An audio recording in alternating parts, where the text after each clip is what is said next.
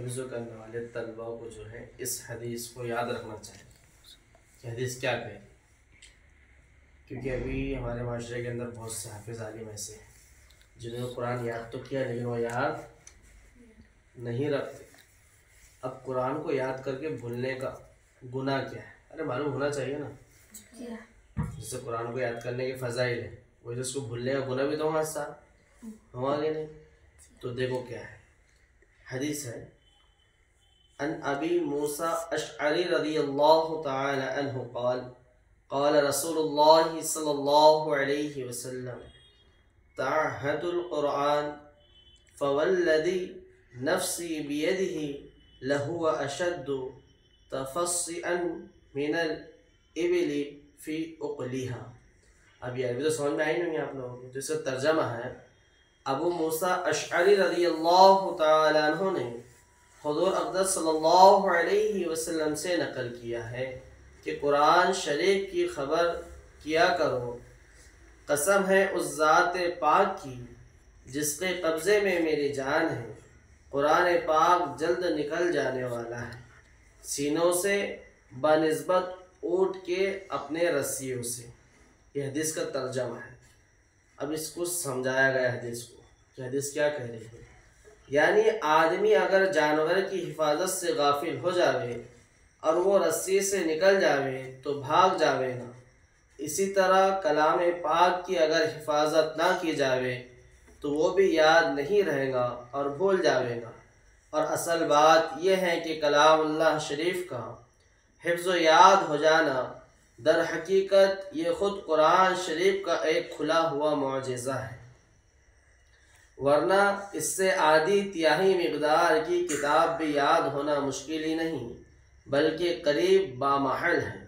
اس وجہ سے حق تعالی شانوں نے اس کے یاد ہونے کو سورہ قمر میں بطور احسان کے ذکر فرمایا اور بار بار اس پر تنبیہ فرمائی وَلَقَدْ يَسَّرْنَا الْقُرْآنَ لِلذِّكْرِ فَهَلْ مِن مُدَّكِّرٍ کہ ہم نے کلام پاک کو حفظ کرنے کے لیے سہل کر رکھا ہے۔ سہل بولے تو آسان کر رکھا ہے کہ حفظ کرنے والا صاحب جلالین میں لکھا ہے کہ استفہام اس آیت میں امر کے معنی میں ہے، تو جس چیز کو حق تعالی شانوں بار بار تاکید سے فرما رہے ہو اس کو ہم مسلمان لغو اور حماقت اور بیکار اضافت وقت سے تعمیر کرتے ہوئے اس حماقت کے بعد پھر بھی ہماری تباہی کے لیے کسی اور چیز کے انتظار کی ضرورت باقی ہے۔ تعجب کی بات ہے کہ حضرت عزیر علیہ السلام اگر اپنی یاد سے تورات لکھوا دے تو اس کی وجہ سے اللہ کے بیٹے پکارے جاوے، اور مسلمانوں کے لیے اللہ جل شانوں نے اس لطف و احسان کو عام فرما رکھا ہے تو اس کی یہ قدردانی کی جاوے۔ حضرت عزیر علیہ السلام نے تورات لکھی، تم کیا کہتے تھے؟ اللہ کے بیٹے کہتے تھے۔ کیا کہتے تھے؟ اللہ کے بیٹے۔ کہ اتنی بڑی کتاب انہوں نے کیا کری، لکھ لی ہے اس زمانے کے لوگ۔ اور آج کتنے حافظ عالم ہیں جنہوں نے قرآن کو یاد کر لیا، اور یہ قرآن کا کیا ہے، معجزہ ہے۔ وہی بات کہی جا رہی ہے کہ ہم کو جو ہے قرآن سے جو چھوٹی موٹی کتاب ہے وہ بھی یاد نہ ہو۔ آپ کی اسکول کتاب کو بغیر دیکھ کے یاد ہے اور کرنے کو بیٹھے تو ہوتی ہے، ارے 10 پاڑے یاد کرنے بیٹھے تو ہوتے کہ جلدی یاد ہوتے نہیں، اور ہوئے تو رہتے کیا نہیں۔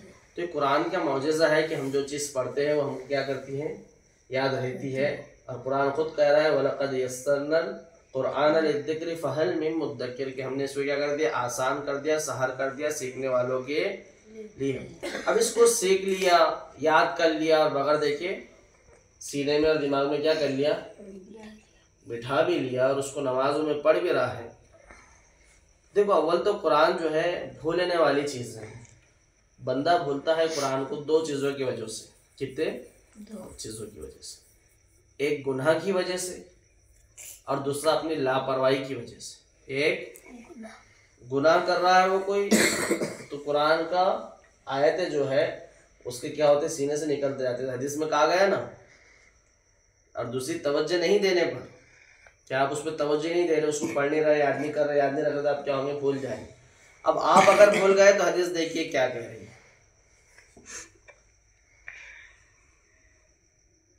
جو شخص قرآن شریف پڑھ کر بھلا دے قیامت کے دن اللہ کے دربار میں کوڑی حاضر ہوگا.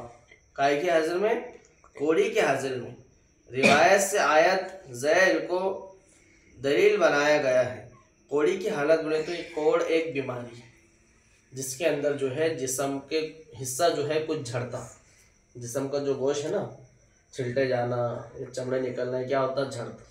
جس شخص نے قرآن کو یاد کرا اور اس نے کیا کرا؟ اس کو بھلا دیا، یعنی اس پہ عمل نہیں کیا، گناہ وغیرہ کر رہا اور اس کو پڑھ نہیں رہا، تلاوت نہیں کر رہا، تو کل قیامت میں کون سے حالت میں اٹھایا جائے گا؟ اللہ کے ہاں عبداللہ کوڑ کی حالت میں، کہ اس کا جسم کیا ہوگا؟